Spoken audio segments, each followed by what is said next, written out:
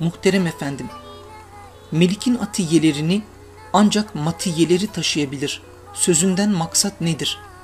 İrşad ve tebliğe gönül vermiş insanlara bu söz ne ifade etmektedir?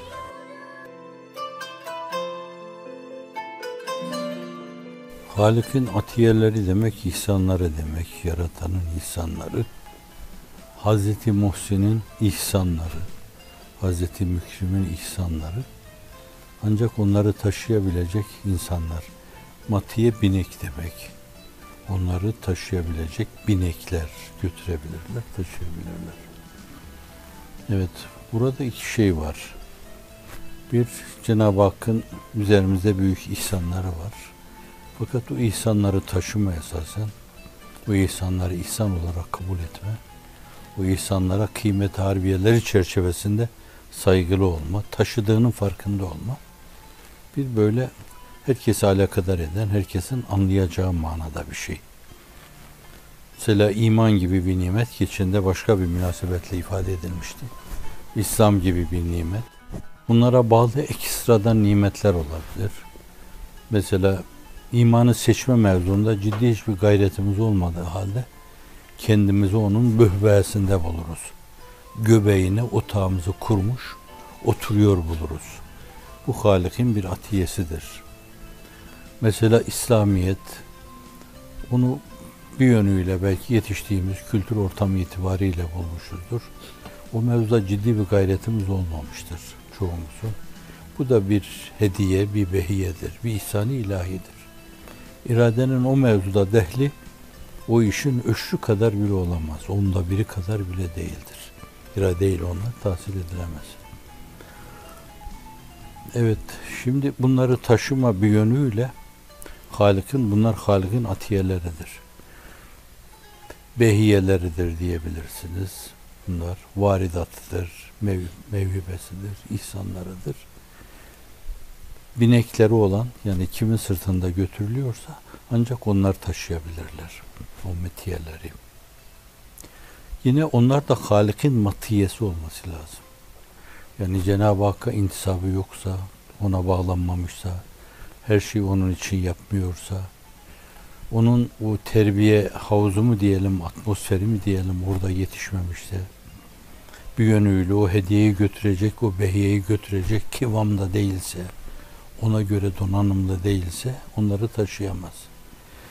Yani bir yönüyle meseleye böyle bakmak lazım. Bir taraftan Allah Celle Celaluhu çok önemli yükler yüklüyor inanan insanların sırtına. Bir diğer taraftan da kimin sırtına yüklemişse şayet onlarda kıvam aranıyor esas. O işi götürme meselesi aranıyor. Bir diğer yanı da bu meselenin belki biraz daha maneviyata müteallik meselesi. Şöyle demek lazım, yani o Halık'ın atiyesi kamil manada mutlak zikir kemaline masruftur. Hakiki atiyeleri kamil manada matiyeleri arızasız, kusursuz temsil ederler, götürürler manasına gelir. Yani falan şu dini mübini İslam'ı işte imana müteallik yanlarını, İslam'a müteallik yanlarını, muamelata müteallik yanlarını, hususiyle günümüzde bize düşen vazifeler açısından yapıyor, şöyle yapıyor, böyle yapıyor.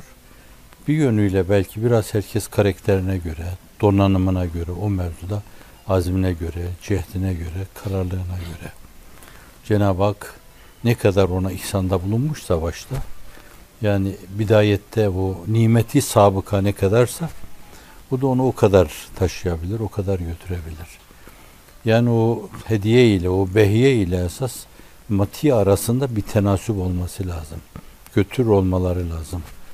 O işin tamamiyetiyle götürülmesi, o matiyelerin de tamamiyetine bağlıdır. Yani atiyenin tamamıyla temsil edilmesi, matiyenin o işi tamamıyla götürmesine bağlıdır.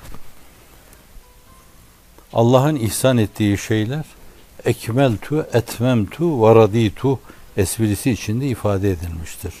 Ben tamamladım, ikmal ettim, hiç eksik bırakmadım ve bu şekliyle de onu rızama bağladım. Yani biri benim rızama ulaşmak istiyorsa şayet benim ikmal ettiğim, itmam ettiğim İslam'la olur. El yevme ekmeltu lekum dinekum ve etmemtu aleykum nimeti ve razıytu lekumul İslam ve dine diyor bunu. Bu açıdan da Cenab-ı Hakk'ın bize emanet ettiği şey o tamdır, o kusursuzdur, o arızasızdır. Ama onun tamamiyet içinde götürülmesi, o meselenin arızasız, kusursuz götürülmesi, aynı zamanda onun da yine tam matiye dediğimiz zaman mutlak zikir kemaline masruftur. Arızasız, kusursuz, tam eğerli ve aynı zamanda gemi de tamam. Zimamı Allah'a teslim etmiş. Allah'a kullukla bütün kulluklardan sıyrılmış. Azat bir insan, hür bir insan. Allah'a kulluğu en büyük paye bilen, edaniye baş eğmeyen, dünyaya tenezzül etmeyen o tam matiyeler onu tam temsil ederler. Ha onun berisinde arızalı, kusurlu o işi temsil edenler çizgi dışına mı çıkarlar onlar? Dinden mi çıkarlar? Cehenneme kesbi istihkak mı ederler? Öyle diyemeyiz yani. Cenab-ı Hakk'ın keremi, lütfu çok geniştir, rahmeti çok geniştir. Bazen çok küçük şeylerle bile insanları bağışlar, firdevsiyle sevindirir. Ama emanette emin olma, iyi bir mati olma, iyi bir emanetçi olma, arızasız, kusursuz onu götürme, taşıma.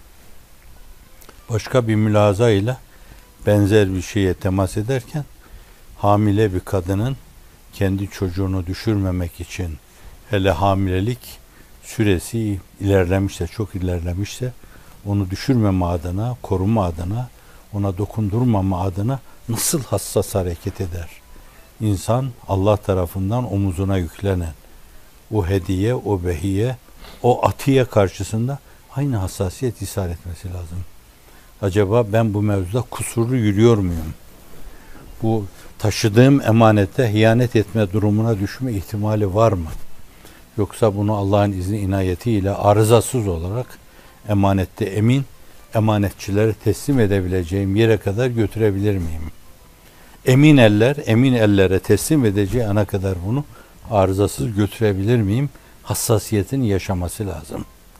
Biricik evladını omuzunda taşıyan, karma karışık bir yerde, her cümercin yaşandığı bir yerde, canından daha artık onu koruma mevzuunda hassasiyet gösteren bir insan gibi o mukaddes emaneti herhangi bir arızaya maruz bırakmadan, yaralamadan, berelemeden, kırılmasına, çatlamasına meydan vermeden onu götürme, o mevzuda işte kemaline masruf, kamil manada bir matiyelik işidir. Allah'ın verdiği tas tamamdır o.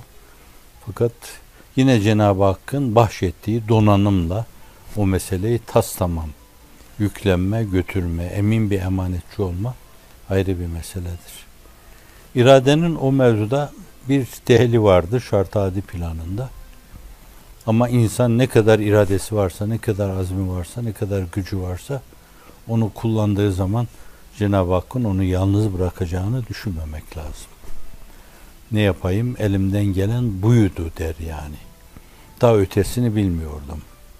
Senin İslamiyet emanetin içimizde yaşanması, o İslamiyet'in abidesini ikame etme mevzu ancak bu kadar yaptık. Gücümüz bu kadarına yetiyordu. Aklımız da bu kadarına yetiriyordu. Ben pek çok müşterek akıllara müracaat ettim. Kolektif şuurlara müracaat ettim. Aldığım bilgileri değerlendirdim. Vallahi daha ilerisini göremedim. Yani bu mevzuda vicdanın sesi soluğu olarak Allah'a karşı hesap mahiyetinde bunları söyleyecek şekilde vazifesini yaptığından eminse şayet Allah onu da kamili mükemmeller için daha şu neşreder. Evet. Bu da vicdan yalan söylemez diyor Hazreti Pir. Onu da vicdana emanet etmek lazım. Vicdana test ettirmek lazım. Vicdana sormak lazım. Sonra vicdanın soluklarında doğruyu bulmak lazım. İman hizmetini Cenab-ı Hakk'ın çok büyük bir hediyesi kabul ediyoruz. Fakat çoğumuz onu taşıyabilecek kıvamda olmadığımıza inanıyoruz. Bu konudaki mülahazalarınızı lütfeder misiniz? Belli ölçüde belki herkes bir matiyedir. Ama böyle o yükü taşıma mevzunu çok defa çoğumuz arzu ederiz ki hani kendi nefsim itibariyle böyle çok zikzaklar çizen, yan çizen, şehrah varken, böyle otobanlar varken patikalarda yürüyen bir insan olarak yamuk yürümeyi iyi bilirim dersen, hani bu bilgi fazilet adına, fahir adına söylenmiş bir söz değildir. Onun için rahatsızlık duymayın. O bakımdan o atiyenin böyle çok sağlam bir mati olarak götüremediğimizi söyleyebilirim bununla beraber. Belki çok defa teyide, desteğe ihtiyacım var. Sübjektif bir şey mi arz edeyim yani? Öylesine kolum kanadım kırıldı, öylesine bitkin düştüm. Ama birkaç gün evvel gelen bazı mektupları 50 kadar açtım. İlk defa 2-3 tane rüya anlatıyorlar. Çok ağır şartlar altında, çok zor şartlar altında. Şöyle yapmıştık da bir gece bir araya gelmiştik de birdenbire mesela güzel bir koku duyuldu etrafta. Birden birisi dedi ki Efendimiz içeriye girdi. Bir başkası başka şekilde, bir başkası başka şekilde, bir başkası. Gördüm ki o arkadaşlar gitmirlerden dua beklerken ne olur yani arkamızda olun falan derken ben onları arkamda hissettim. Kolum kanadım kırıldığı bir anda böyle yalnız bırakılmadığımızı, bu Seyyidül Enam'ın ruhaniyetinin hep tepemizde dolaştığını görür duyar gibi oldum. Kaftağı gibi yükü adeta sırtımdan attım böyle. Kusura bak. Hepimiz insanız. Belli zaaflarımız var, kusurlarımız var. Belli sarsıntılara maruz kalıyoruz. Bazen insanın da bir yönüyle sarsıntılar karşısında zannediyorum, statik hesaplarına göre herhalde zelzelenin belli ölçüde Richter ölçeğine göre bir mukavemet gücü var. Yani ne kadar güçlü olursa olsun o sarsıntı, o deprem şiddetli olunca onu sarsabiliyor, onu devirebiliyor. Ama her şeye rağmen, ama işin kenarından, ortasından şöyle bir yanından tutmuş olarak gittiğimizi de söylemesek Allah'a karşı vefasızlık olur, nankörlük olur. En azından tahdis-i nimet sadedinde olduğumuza da çok şükür vardı yani bir nazımda. Olduğumuza da çok şükür. Ya bu kadar da olamasaydık hafizanallah, ya sokaklarda salma gezen insanlar gibi, salya atan insanlar gibi olsaydık hafizanallah. Yine geriye dönelim. Yani o hediye, o behiye, o atiye ne kadar yüksek, ne kadar büyük olursa olsun biz belli ölçüde biraz da donanımımıza göre, sonra rehabilite edilmemize göre, güçlendirilmemize göre, böyle göz altında bulundurulmamıza göre, yakın takibe alınmamıza göre, boş bırakılmamamıza göre, her meselemizi sohbeti canana bağlamamıza göre, sürekli böyle şarj olmamıza göre, sürekli güçlü bir dinamoya bağlı olmamıza göre o işi biraz daha mükemmel, biraz daha mükemmel, biraz daha mükemmel götürürüz, temsil ederiz. Fakat bir yönüyle orada işte o dinamo artık o gücü bize kazandıramadığı veya enerji kaynaklarının tükendiği, bittiği veya işte biraz evvel bahsettiğim gibi içinizde cihan harplerinin yaşandığını hissettiğiniz anlarda sarsıntılar yaşayabilirsiniz. Ama ne olduğunuz hale, ne durduğunuz yere zannediyorum pişmanlık duymazsınız. Kitmir gibi insanlar oldukları yerlere eğer pişmanlık duymamışlarsa hepinizin hakkında hüsnü zanna bağlı ben aynı mülahazamı, aynı mütealamı çok rahatlıkla ifade edebilirim. Nereden girdik bu işin içine, neden buradayız, neden başka yerde değiliz falan diyecek bir insan tahmin etmiyorum. Bu atiye inşallah matiyeleriyle götürülüyor ama fakat biz himmetlerimiz âli olmalı. Bir taraftan marifet ufkumuz itibariyle helmin mezit cemaati olmalıyız. Marifeti artırmaya doymamalıyız yani. Allah'ım seni daha bilmek, daha bilmek, daha bilmek. Hatta böyle tek başıma otururken ayağımı şöyle yaptığım zaman ama benim Rabbim var diyecek kadar o mevzuda derinleşmek. her zaman senin tarafından görünüyor olma mülahazasıyla hayatımı dizayn etmek. Seni görüyor olma mülahazasıyla istikamette yürümek mülahazası.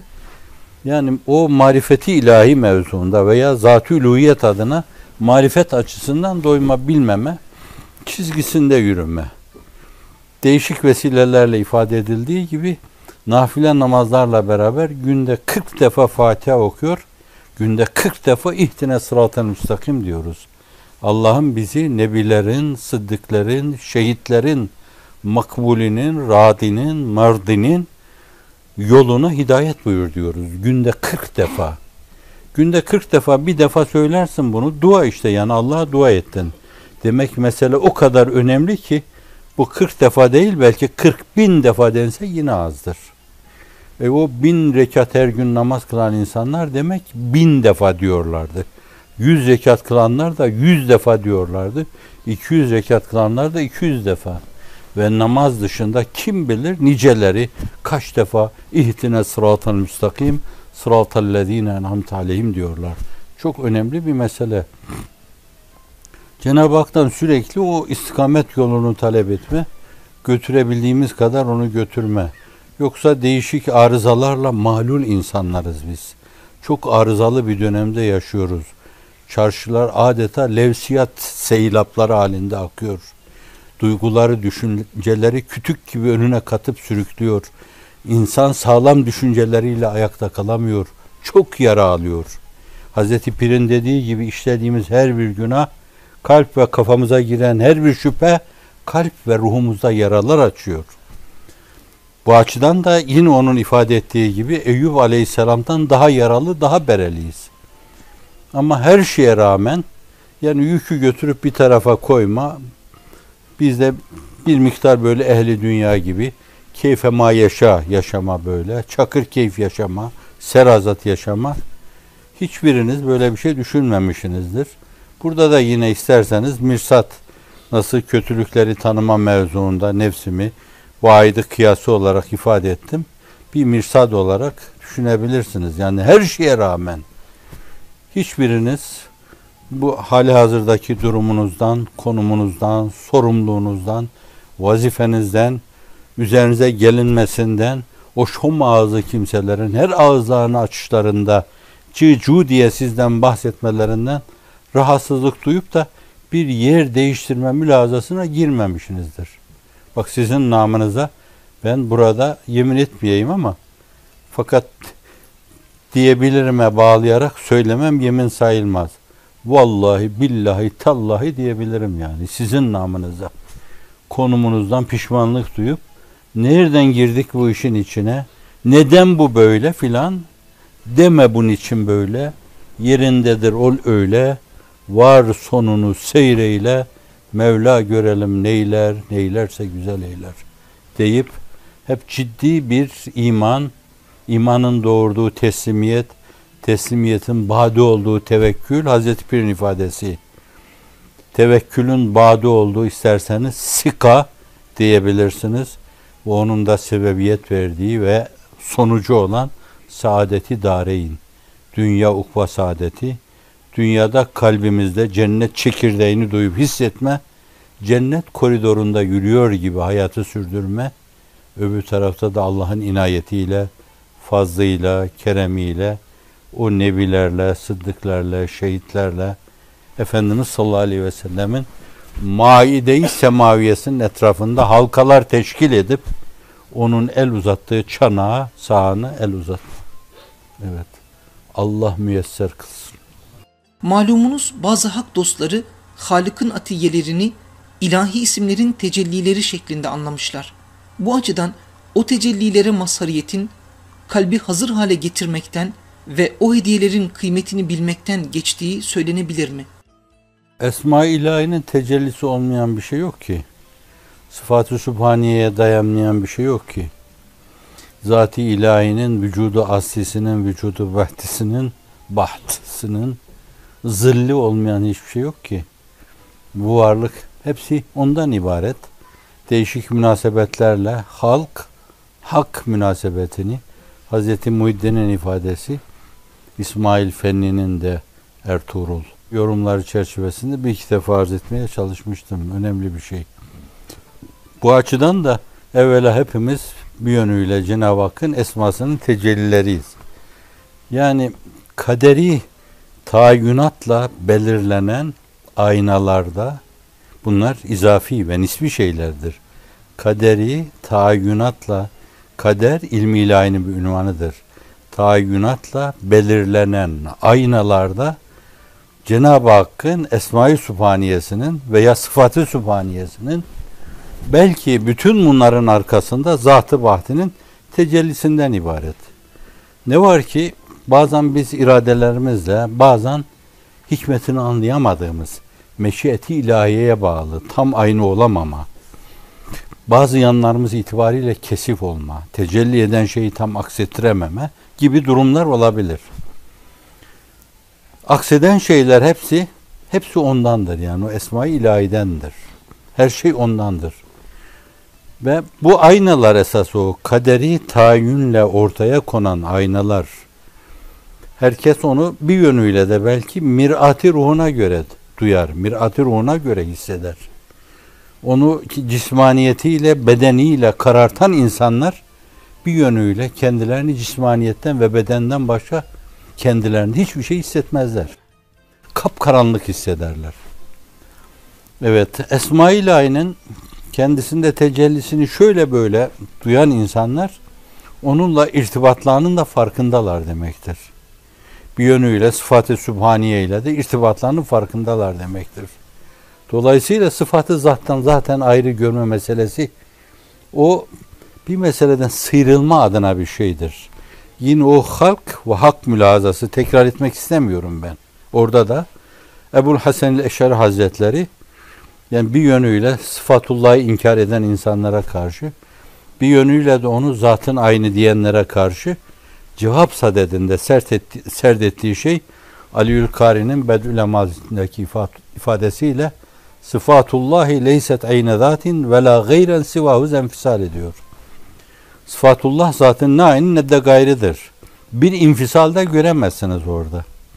Yani bir yerde Allah'ın ilmi haşa ve kella Allah'tan ayrı mülahaza edilerek ilme aynı olabilen bir şeyde tecelli ediyor da zattan tamamen kopuk. Bu çarpık bir akide olur, anlayış olur. Hristiyanlık aleminde, Yahudilik aleminde sıfat ve esma ilahi mülahazalar olmadığından dolayı onlar bu türlü çelişkilere düşebilirler. Fakat bizde bunlar çok bariz, beyin, gayet vazı, şüphe götürmeyecek şekilde açıktır. Bu açıdan da yani insanda tecelli eden şey o hemen Sıfat-ı Sübhaniye'yi de hatırlatır, Zat-ı Baht'ı hatırlatır. Zat-ı vacibül vücudun vücudunu hatırlatır. Ve her şey o vücudun gölgesinin gölgesinden ibarettir. Evet, onu da. Bu açıdan herkes masardır. Önemli olan esas o masariyetin bilinmesi. Onun karartılmaması, kirlendirilmemesi, cismaniyet ve bedenin altında kalmaması, ezilmemesi. Onun için bir yerde Hazreti Pir bu mevzuda bize daha derin, daha engin ufku gösterme sadedinde der ki, hayvaniyetten çık, cismaniyeti bırak, kalp ve ruhun dereceyi hayatına yüksel. Kalp ve ruhun yörüngesinde bir hayat takip et demektir bu. Yani sadece cismaniyetine bağlı, hayvani hislerini yaşayarak değil, bedeni arzularını yaşayarak değil, biraz da kalbine kulak ver, biraz ruhuna kulak ver, biraz onların ufkunda kanatlarını ger, biraz meleklerle beraber uçmaya bak. Yolunu gösteriyor. Bu açıdan demek ki yani insan şart-ı adi planında iradesinin hakkını verdiği zaman Allah'ın izni inayetiyle nisbi dahi olsa, belli ölçüde de olsa esasen Esma-i İlahi mazhariyetini duyacak, hissedecek ve görecek. Ama biraz evvel arz ettiğim gibi o mevzuda derinleşmenin sevdalısı olması lazım. Sevdalısı, tiryakisi, müptelası olması lazım. Bir Allah müptelası olması lazım yani. Allah müptelası. Geçen de bir vesileyle arz ettim. Belki çoğunuzun içinden geçen hisler ifade ettim. Yani zat-ı uluhiyet o cismaniyetten cevher olmadan, araz olmadan münezzehtir, hayizden münezzehtir, yer tutmadan münezzehtir. Biz onu sadece o esma ilahisi içinde ve bir de böyle işte bizim gözümüze akseden namı celili ilahi zatının ismi, lafz-ı celal yani. Onu olan sevdanız o mevzuda o ismi şerife karşı bile çok ciddi, çok derin bir alaka halinde kendisini hissettirir. Yani kendinizle baş başa kaldığınız zaman o ismi ilahi gördüğünüzde üzerine abanırsınız, öpersiniz. Ah ben sana kurban olayım. Keşke sen de erisem filan dersiniz. Bu bir yönüyle kendinizden sıyrılmaya, masivadan sıyrılmaya, onda olmaya bağlı bir şeydir. O mahiyeti duymaya bağlı bir şeydir. O mevzuda doyma bilmeyen bir tiryaki olmak lazım.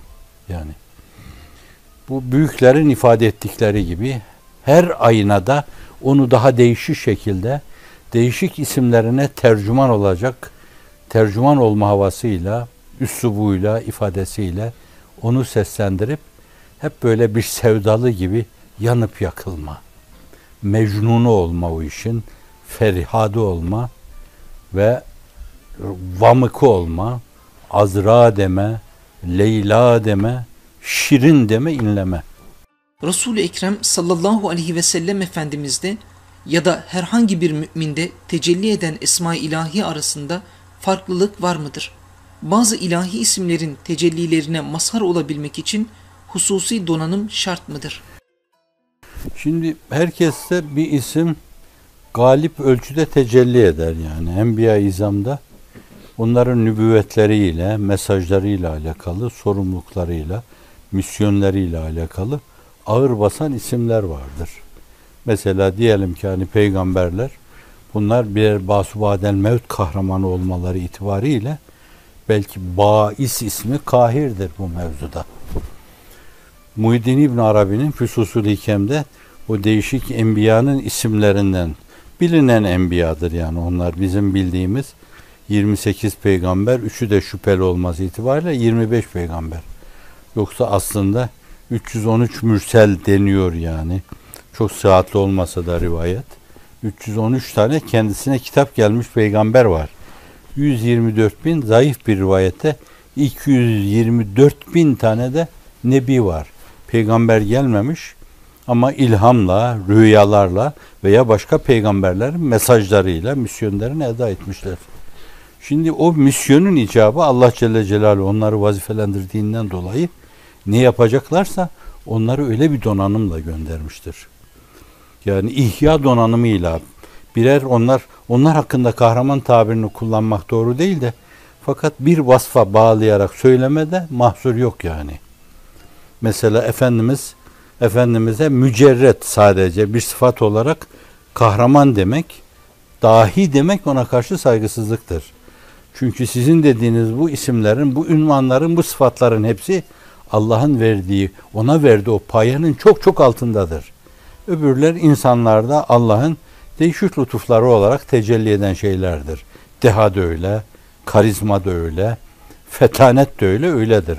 Enbiya-i İzam farklıdır. Fakat herhangi bir vasıfla izafe ederek bunu, mesela sabır kahramanı, Hazreti Pir de Eyüp Aleyhisselam için kullanıyor.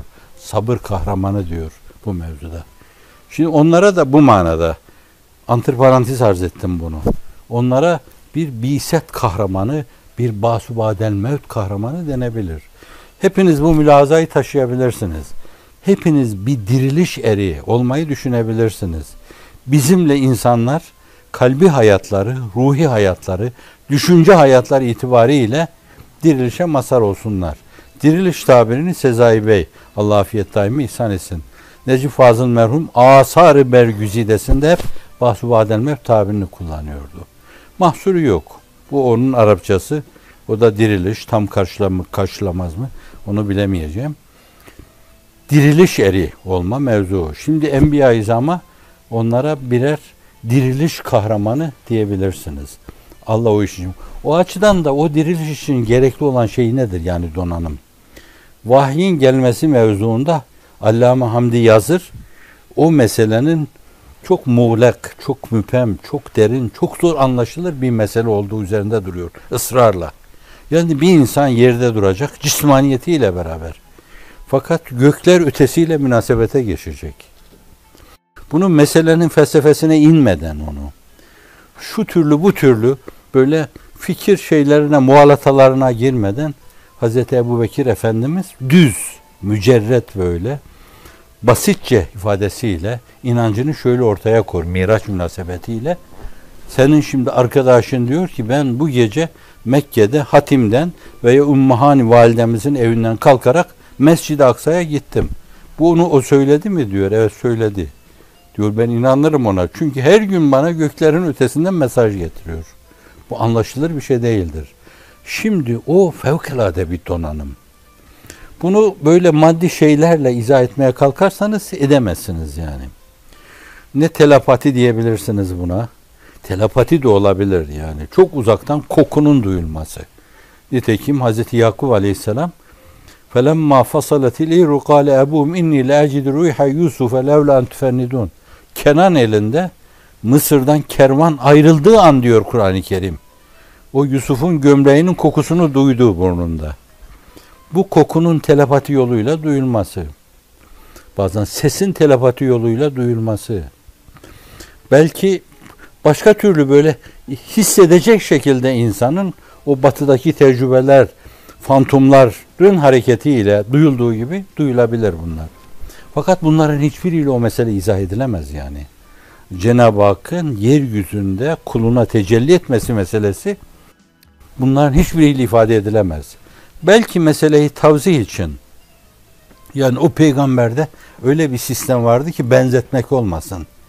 Yani şifre çözen aletler gibi, bir şifre subayı gibi operatör aldığı şeyleri hep bir yönüyle kodlar halinde A, B, C, D filan alır, anlamsız. D, F, K, M, L filan alır, anlamsız bunlar. Fakat bunlar şifre makinesine girdiği zaman, şifre subayının elinden geçtiği zaman birdenbire çözülüverir. Siz meseleler alırken didi dağıdıt dağıdıt tıt tıt tıt tıt diye alırsınız bunları. Fakat o erbabının eline geçince, ondan geçince birdenbire kelimeler haline gelir. Şimdi bu meseleyi anlamak için belki çok fevkaladen bir donanıma mazhar. İşte o donanımın arkasında belli esma-i ilahiye dayalı bunlar. Belli sıfat-ı sübhaniye dayalı. Vücudun farklı bir tecellisine mazhardırlar. Ama hakikati halde ise ben hani bundan sarf-ı nazar ederek diyorum ki o meseleyi buna böyle ona sinyaller geliyordu. Onda o sistem o sinyalleri çözüyordu. Yani ikra bismi rabbikellezi halak halakal insane min alak sinyal halinde geliyordu. Efendimizin reseptörlerine çarpıyordu. Onlar da işte bizim anlayabileceğimiz kelimeler şekline geliyordu filan derseniz yine teşbihe gitmiş olursunuz. Yine dum bir temsile gitmiş olursunuz. Yine o fevkaladen semavi, meleki, melekuti bir donanımı kendinize göre aklınızın erdiği bir şeyle, bir makinayla izah etmeye kalkmış olursunuz. Ama velillahil mesellü ala derseniz şayet bu teşbihle ya o ihtimal yani böyle değil de hani bu olduğuna göre o da olabilir yani. Çok uzaktan o sesler yani bir yönüyle işte sinyale yüklüyor gönderiyorsunuz. Çok uzaktan. İskenderun'da duruyorum. Ben Amerika'daki bir telsizle o çevrimde bulunan bir telsizle münasebete geçiyorum. Bu olduğuna göre benzer bu şeyler zat-ı üluhiyetle ve onun bir yönüyle ona göre donadığı, belli isimlerine mazhar ettiği zat arasında niçin böyle bir alışveriş münasebeti olmasın? O alışveriş münasebeti ondan daha yakın.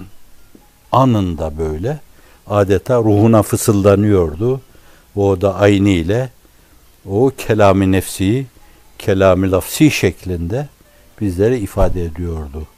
Bu beyanlar, ifadelerin bazıları usulü dine, metodolojiye girdiğinden dolayı bazı kimseler sadece epistemolojik olarak kelimelere takılabilirler. Mazur görsünler. Fakat mevzu ve muhteva anlaşılmaz değildir zannediyorum. Allahümme inna ala zikrik ve şükrik ve husne ibadetik. Allahümme inna neselükel hüda ve tuqa vel afafe vel gina. Rabbena zidna ilmen ve imanen ve yakinen ve tevekkülen ve teslimen ve ihlasen ve vefaen ve sadakaten ve marifeten ve mehabbeten ve aşkan ve iştiyakan ila likaik ya erhamer rahimin. Allahümme şrah ve ftah sudurena ve sudur ibadike ve sudur ihvani ve ahavati ve astıkai ve sadairi ve ahibbai ve ahbabi fi kulli enha'il alem la siyama fi Türkiye ve ümit erleri lil iman vel islam vel ihsan vel Kur'an ve ila hidmetina ve istakdimna fi hâzâ şe'n ve ec'alna min ibadikel muhlasin el muhlasin el muttaqin el ver'in el zahidin el mukarrabin el râzîn el mardiyyin el sâfîn el muhibbin المحبوبين واجعلنا علماء سلماء أواهين أوابين منيبين متواضعين خاشعين متخلقين بأخلاق القرآن وكورين جديين مهيبين ذكيين فهيمين فتينين ملهمين مخلصين آمين. Ve salli ve sellem ve barik ala seyyidina Muhammed ve ala aleyhi ve sellem.